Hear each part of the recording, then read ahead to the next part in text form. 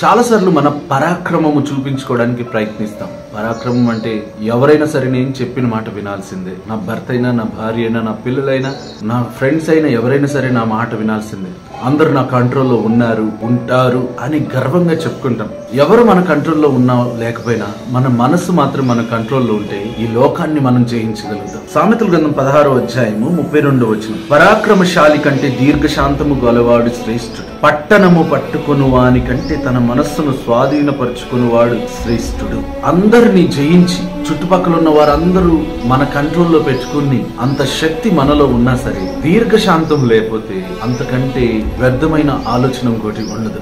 దీర్ఘశాంతంతో ఉంటే ఈ లోకంలో దేన్నైనా జయించగలుగుతాం. పేషెన్స్ అనేది ఉండాలి. ఎప్పుడైతే దీర్ఘశాంతం ఉంటుందో ఎలాంటి వాటినైనా జయించగలుగుతాం. యేసుక్రీస్తు వారు దీర్ఘశాంతం కలిగి మరణాన్ని కూడా జయించారు. అలాగే పట్టణం అంతా మన మాటిన, మన మనసు మన మాటిన పోతే ఒక్క క్షణంలో పడిపోతాం. మన మనసుని మనం కంట్రోల్ చేసుకోగలిగితే మన పట్టణం కాదు లోకాన్ని కూడా జయించగలిగేంత శక్తి మనలో వస్తుంది.